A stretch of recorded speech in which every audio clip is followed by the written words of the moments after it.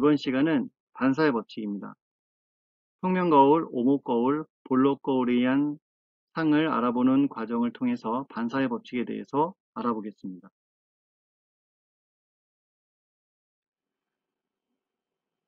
새 거울에 의한 상을 알아보기 전에 빛의 본질에 대해서 간단히 살펴보겠습니다. 19세기 이전에는 빛은 광원으로부터 방출되는 입자의 흐름이며 눈 속으로 들어온 이 입자가 시신경을 자극한다고 생각했습니다.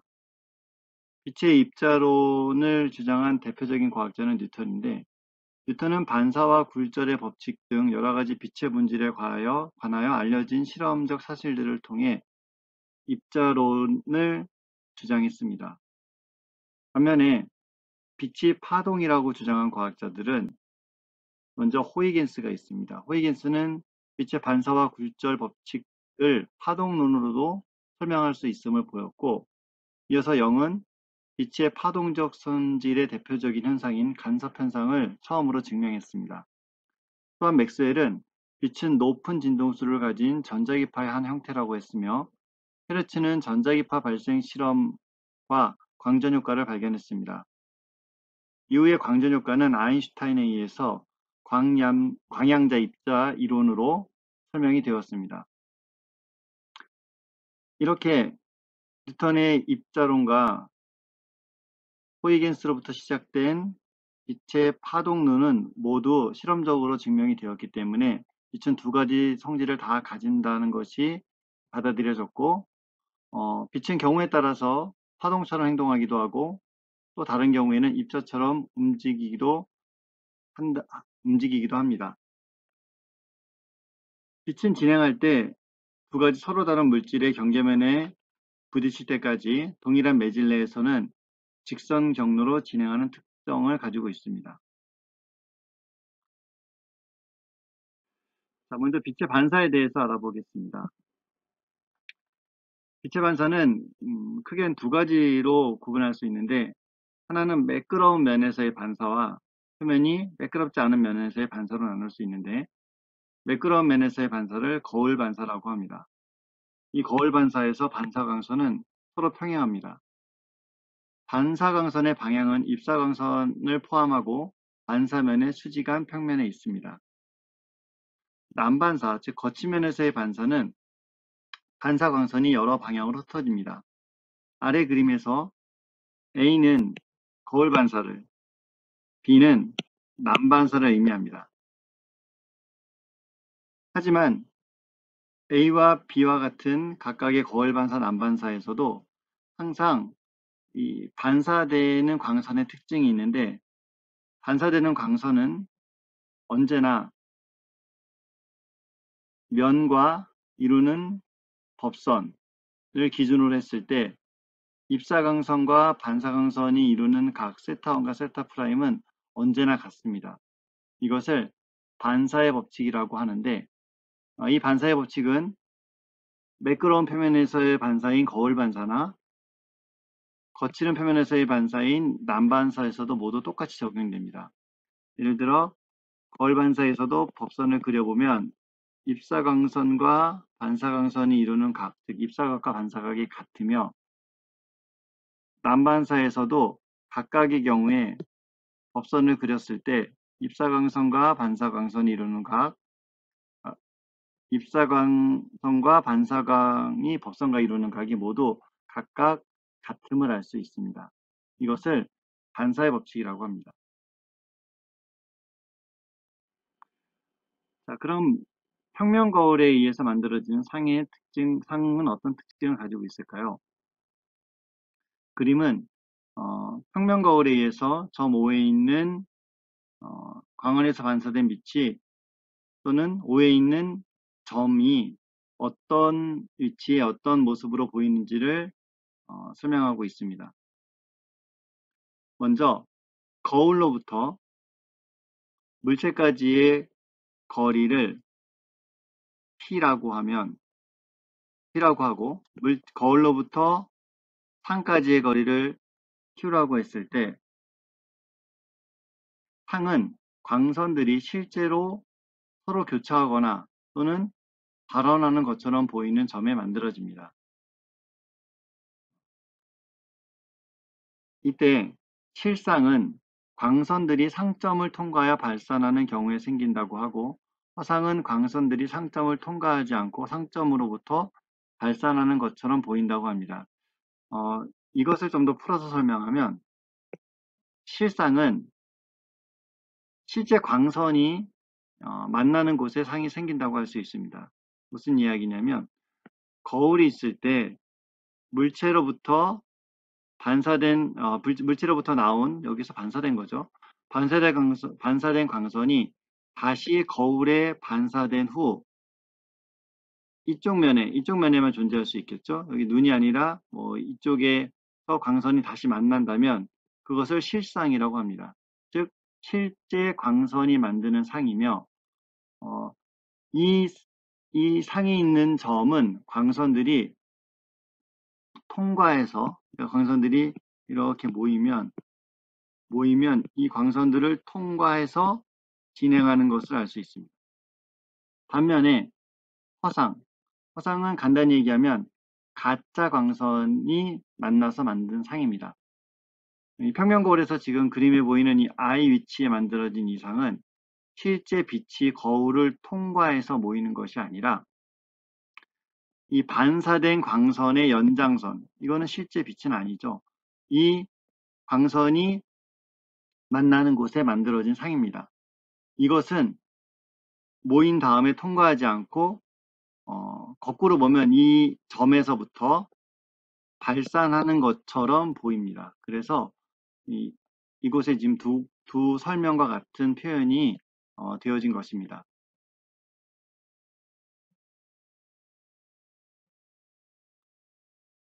그리고 실상의 특징은 스크린 위에서만 볼 수 있습니다. 하지만 허상은 스크린 위에서 볼 수가 없습니다.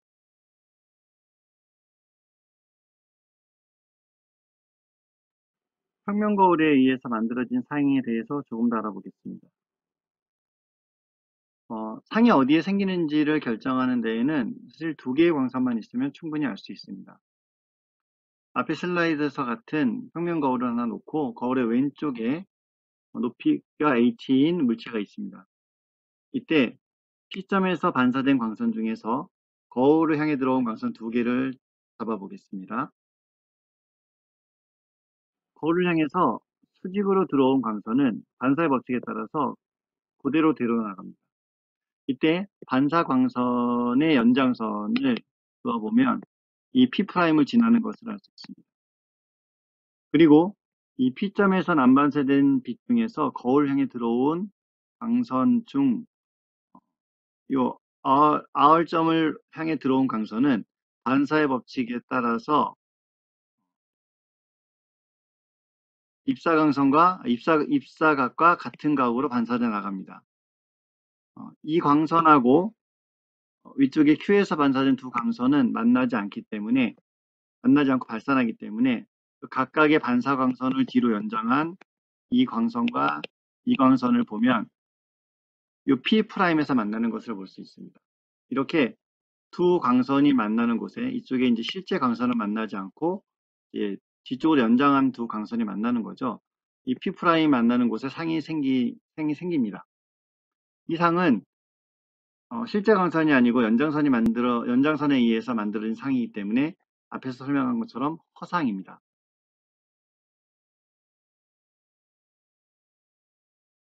그리고 물체의 P와 이루는 삼각형 PQR, 요 삼각형과 상의 한 점 P'과 P'에서 만들어지는 삼각형 P'QR, 요 두 삼각형은 합동입니다. 합동이므로 PQ와 PQ 거리, 거울서부터 물체 P점까지의 거리와 거울서부터 상의 한 점인 P'까지의 거리는 같습니다. 이로부터 우리가 배율도 알 수 있는데, 배율의 정의는 물체의 크기와 상의 크기의 비인데, 물체의 크기를 H, 상의 크기를 H'이라고 했으며, 이것은 곧 거울로부터 물체까지의 거리, 거울로부터 상까지의 거리와 같음을 알 수 있습니다.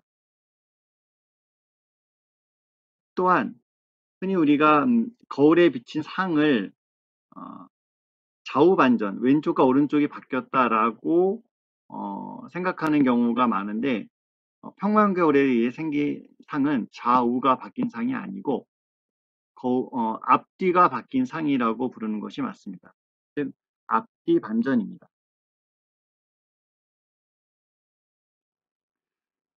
평면거울에 의해서 만들어진 상의 성질을 요약하면 다음과 같습니다. 첫 번째, 상은 물체가 거울 앞면에서 떨어진 거리만큼 거울 뒤편에 떨어져서 생긴다. 또 두 번째, 상은 물체와 크기가 같으며 거울 뒤편에 생기기 때문에 거울 뒤쪽은 실제 빛이 갈 수가 없죠. 그러므로 허상이며 물체의 위아래가 바뀌지 않은 정립입니다. 물체의 위아래, 상의 위아래가 물체의 위아래가 바뀌면 그것을 조립이라고 하는데 평면거울에 의해서 만들어진 상은 위아래가 뒤집히지 않는 정립상입니다.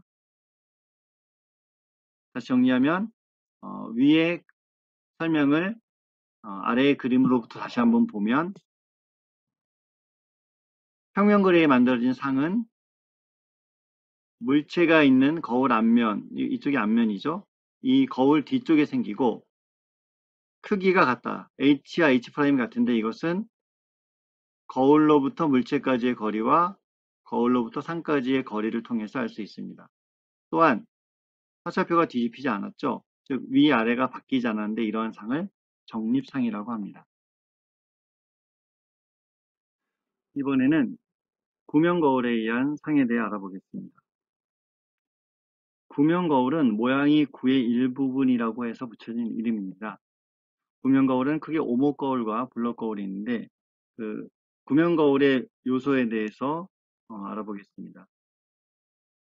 그림에서 거울로부터 여기 C라고 되어 있는데요. C를 이제 여기서는 곡률 중심 또는 이제 구심이라고도 부르는데 거울로부터 구심까지의 거리를 곡률 반지름이라고 부릅니다.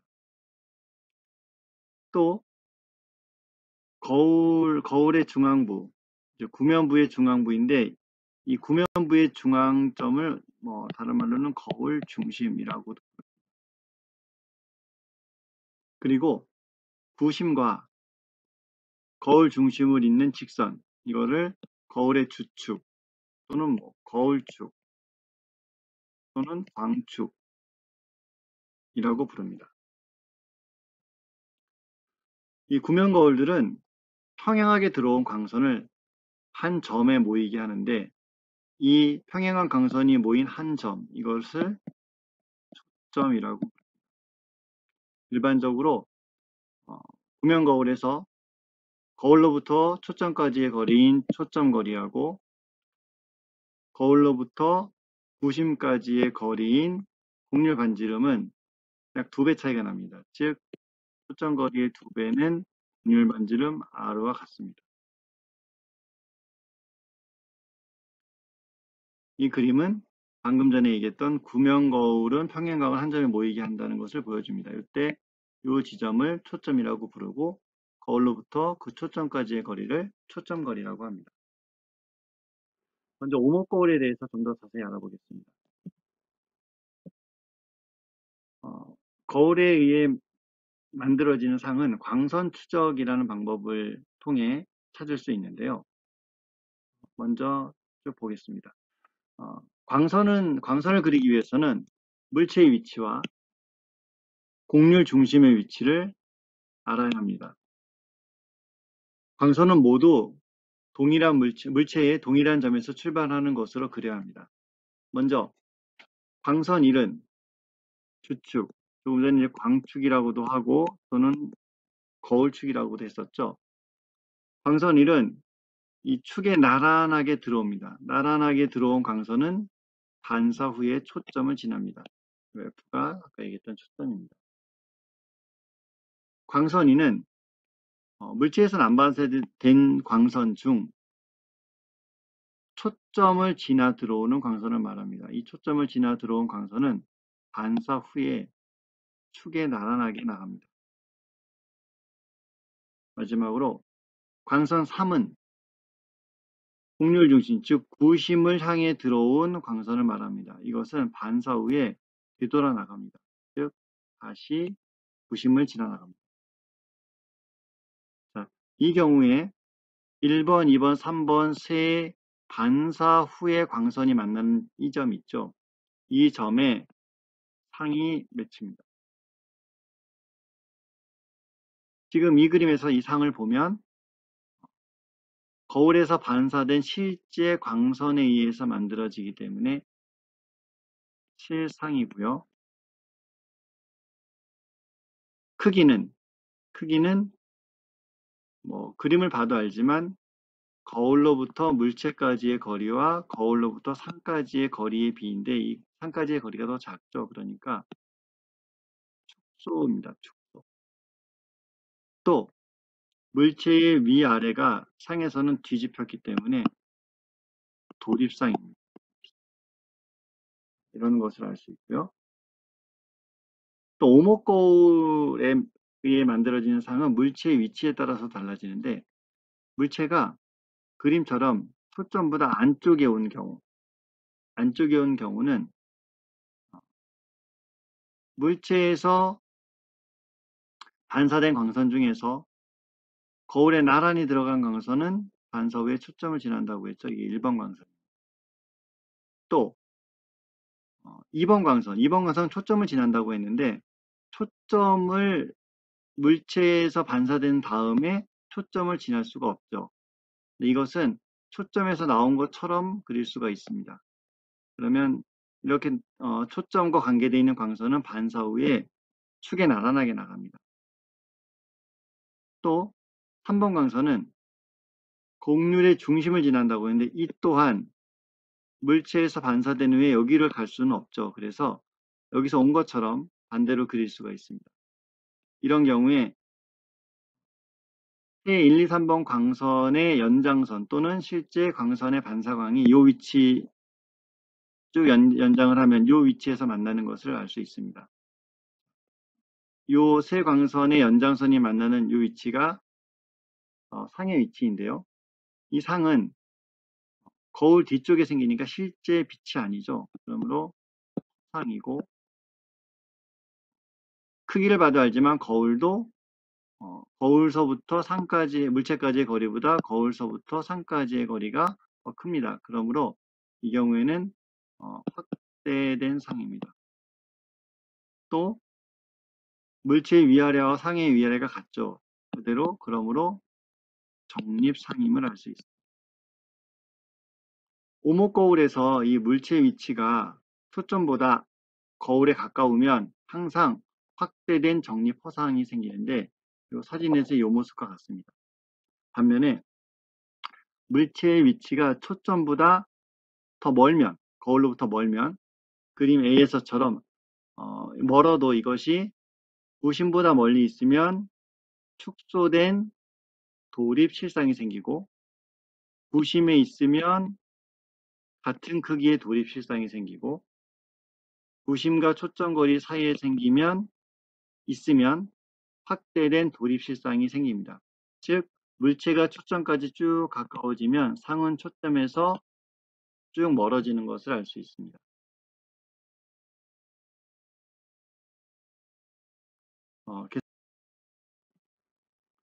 정리하면 오목거울은 물체가 초점에 가까이 가면 도립실상은 왼쪽으로 움직이며 물체가 거울 쪽으로 이동하면 상은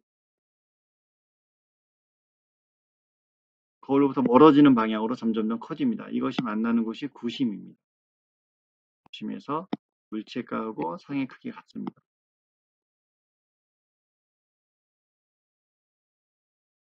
앞에서 봤던 그림이죠. 이것은 광축에 거울축에 나란하게 들어온 것은 반사 후에 모두 초점을 지납니다. 물론 요 나란하게 들어온 요 광선은 거울축에 매우 가깝다고 간주해야 됩니다. 거울축으로부터 매우 멀리 들어온 광선은 반사 후에 초점을 지나지 않습니다. 그러므로 여기서 나란한 광선은 대개 거울축에 가까이 있는 광선에 한정해서 말합니다. 물체가 거울로부터 매우 멀리 떨어져 있는 경우에 상은 곡률 중심, 구심이죠. 곡률 중심과 거울 중심의 가운데 지점에 위치하는데 이것을 초점이라고 하고 이때 거울로부터 그 상까지의 거리를 초점거리라고 합니다. 이 초점거리는 일반적으로 반지름의 잘못했네요. 반지름의 약 2배가 됩니다. 다시 정정하겠습니다. 초점거리의 2배는 반지름과 같습니다.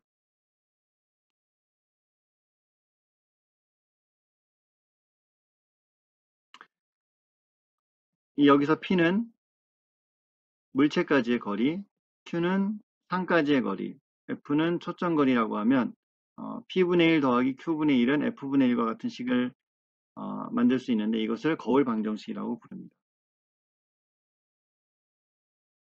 볼록 거울에 의한 상에 대해서 알아보겠습니다. 볼록 거울은 발산 거울이라고도 하는데 왜냐하면 볼록하기 때문에 반사된 광선이 반사 후에 서로 멀어지기 때문입니다. 이때 볼록 거울에 의한 상은 항상 허상이 생기며 또 언제나 적립상이며 실제 물체보다 작게 보입니다. 광선 추적법에 의해서 그려보면 이게 지금 볼록 거울이죠. 볼록 거울 앞에 물체가 있습니다. 자, 똑같이 광선 추적법에 의해서 1, 2, 3번 광선을 그려보면 물체에서 반사된 광선 중 나란하게 들어온 광선은 반사 후에 초점을 지날 수가 없죠. 거울 뒤에 있으니까. 하지만 초점에서 나온 것처럼 반사합니다. 또 물체에서 반사된 광선 중에서 초점을 지나 들어온 거, 초점이 뒤에 있으니까 지나 들어올 수가 없죠.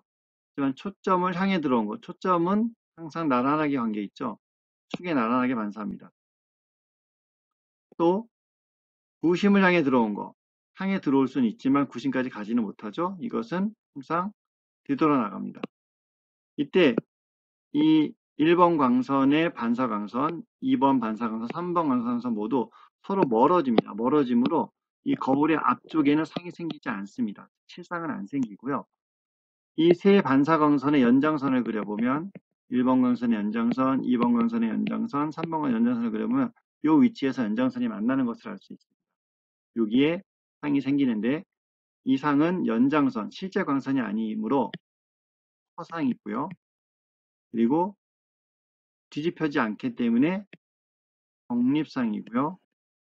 적립상이고 또 크기에서도 알 수 있지만 물체까지의 거리와 상까지의 거리 중에 상까지의 거리가 작기 때문에 축소된 상입니다. 이것은 물체의 위치가 바뀌어도 1번 광선은 그대로고 3번 광선이 약간 2번 광선이 약간 위쪽으로 오기 때문에 상의 크기가 약간 커집니다. 커지지만 여전히 물체의 크기보다는 더 클 수가 없고 이러한 경우에도 항상 축소된 적립 허상이 생긴다는 것을 알 수 있습니다. 사진에서 보는 것입니다. 여기 앞에 물체가 있고 뒤에는 물체보다 작은 크기의 적립 허상이 보이죠? 이렇게 해서 평면거울, 오목거울, 볼록거울에 의한 상에 대해서 알아봤습니다. 과제로 세 가지 문제를 제시하겠습니다. 과제 1은 키가 1.80m인 사람이 거울 앞에 서서 자신의 전신을 부족하거나 남지 않게 보려고 했을 때 거울의 최소 높이는 얼마인가? 이때 이 사람이 보는 눈은 머리 꼭대기에서부터 약 0.14m 아래에 있다고 하고 풀기 바랍니다. 자세한 내용은 워크시트를 보기 바랍니다. 거리가 플러스 10.0cm인 오목거울이 있는데 이때 다음에 세 가지 상황에 대해서 판단하고 설명하시오. 자세한 내용은 워크시트를 참조 바랍니다. 세 번째 과제도 오목거울에 의한 상입니다. 볼록거울에 의한 상은 매우 단순하기 때문에 일반적으로 오목거울에 의한 상을 많이 묻습니다. 초점거리가 8.0cm인 오목거울 앞으로 20cm 되는 곳에 높이가 3.00cm의 물체가 놓여 있습니다. 이때 상의 위치, 거울의 배율, 상의 높이를 구하십시오. 역시 자세한 내용은 워크시트를 참조 바랍니다. 이렇게 해서 KGS 1단계 물리 9번째 시간 반사의 법칙을 평면거울, 오목거울, 볼록거울에 의한 상을 통해 알아봤습니다. 수고하셨습니다.